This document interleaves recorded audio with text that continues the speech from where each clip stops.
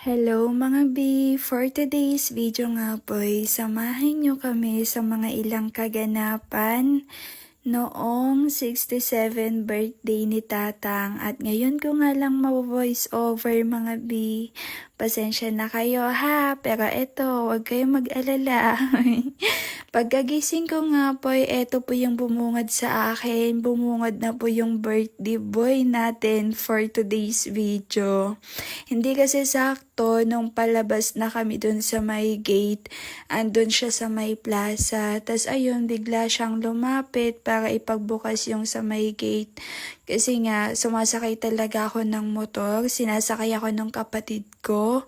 Papunta dito kila nanay ko, mga B. Opo, kasi nung time na yan ay talagang hirap pa po akong makalakad mga B. Pero kahit ganon, alam nyo ba, yung pagkabungad ko nga doon kay Tatang nung nasa may gate kami, akala niya hindi na matutuloy yung birthday celebration niya kasi nga ganito po yung nangyari sa akin.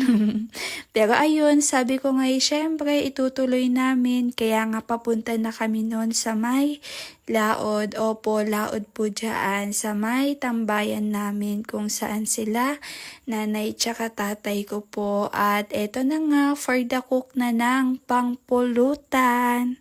Syempre, alangan na pang alangan na spag yung lulutuin, no? Hindi naman na bata yung birthday at ayan, good for pangpulutan nga lang po tayo for today's video mga B at nagpabili na nga din po ako ng cake. Oo, alam nyo ba kasi tinamad na yung nanay ko na lumabas para magpalengke. Kaya ang pumunta na lang si Apong Bida tsaka si Uncle Jerwin yung naging driver niya. So ayun, pagdating nga po ay sakto, nagluto na din kaagad sila at sa mga part nga po na to ay kumakain na din po kami ni Tatang Lakay. Bali siya lang naman po yung tatay ng tatay ko mga B. Opo, lolo ko siya. Pero Tatang po yung tawag namin sa kanya. Opo, magkaiba po yun sa tatay. Oo, iba po yung tatay ko, iba po yung tatang ko. O, diba? San ka pa? Tapos ayun, habang umiinom na nga po sila, syempre ako po dito ay para akong ewan. Huy, bawal ba naman sa alak no? Kaya tamang vape na lang. Then maya-maya ayan, kakantahan na po namin at kinakantahan na nga po namin dyan sa part na yan. Happy 67th birthday! Tatang Lakay. Super late na yung pag-upload ko neto. Pero wala, gusto ko lang talagang i-upload for keeps, ganon.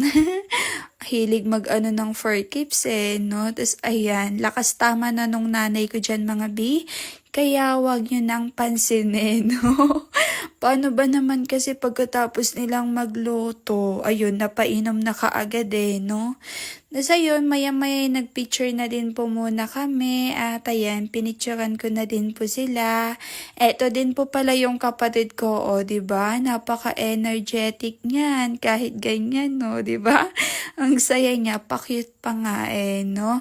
Tapos ayun, kunyari umiinom daw ako, pero syempre, charot lang, hoy. Mountain Dew, gin yung binigay ko kay auntie, pero yung sa akin po dyan sa part na yan ay tamang tubig-tubig lang po. Opo, tubig lang po talaga yung iniinom ko dyan mga B. Hindi po talaga ako uminom ng alak kasi nga po ay bawal pa diba? For the eme-eme lang ako dyan. Ay, bali, kasama ko pala si si Auntie Lisang. Ayan po yung katabi ko na hindi din po umiinom. Kaya yun, tubig-tubig lang po kami. Pero sila auntie po, yung tatlo ay umiinom po talaga sila nung Mountain Dew na may gin. Pero kami ay tubig lang talaga mga B kasi sa akin talaga bawal. Hindi naman sa bawal bawal lang kasi nga umiinom pa po ako ng gamot. Tapos yung kay Auntie Lisang naman bawal kasi basta bawal sa kanya ang alak. Hindi siya yung tipo na palainom talaga, oo. Yung last na uminom lang siya ay nung birthday ni Uncle Inyor. Opo, yung asawa niya. Hala, sinabi pa dito eh, no? Tapos ayun, syempre, ayan, lakas tama na talaga yan mga bi. Kaya napapasayaw na nga lang din po sila. Ayan po yung nanay ko, syempre, at yung mga kaibigan niya. Ayan, sige, itira yung ay, giling-giling yo. Mayata madan talaga kakabsat. Tuwang-tuwa nga po kami dito mga bi habang nanonood at sobrang saya ko naman kasi kahit papaano ay nai-celebrate namin yung 67 birthday ni Tatang Lakay. Opo, alam nyo kasi nung bumungad siya sa akin kinaumagahan nun, binati ko na talaga siya nung time na nandun siya sa may gate. Tapos ayun, parang naano siya kasi nga baka daw hindi matuloy yung celebration, pero eto natuloy pa rin. Kasi ang sinabi ko na ituloy pa rin, pero alam nyo ba kung ano sabi niya? Un ang may mayat kumanohan ka nga kasta, naragragsak kumako nana. Oh, ano ba yan? Naragsak latamot, masaya pa rin naman eh, no? 'Di ba? Kahit na ganito ako, ayan. Pero yun, akala niya talaga, inano niya talaga na yun, sinabi niya sa akin na mas masaya daw sana kung hindi ako na ganito, kung hindi ako na aksidente, kung wala akong ganito na dinaramdam, ganun. Pero ayun, kahit papano naman ay nag-enjoy naman po sila. Ayan, kitang-kita nyo naman po. Wala talaga ta, itira-tira dan ni mayat saladan, di ba?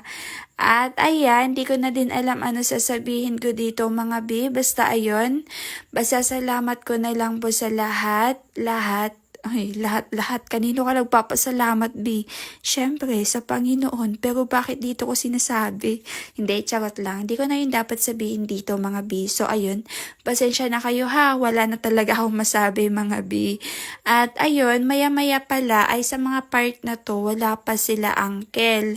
Pero maya-maya ay darating na din po sila kasi nga po nasa, ayan, lumaot pa po kasi sila. Kaya yun, nung kauna-unahan ay wala pa po sila. At sa mga part na yan, syempre, meron na sila. Ayun, sobrang sulit ng mga apat na magkakapatid. Oh, kasi sila layuan dito eh, no? Sila uncle, ayan, sobrang saya. Kahit papano, duray kaskastoy kami lang, naragsak kami.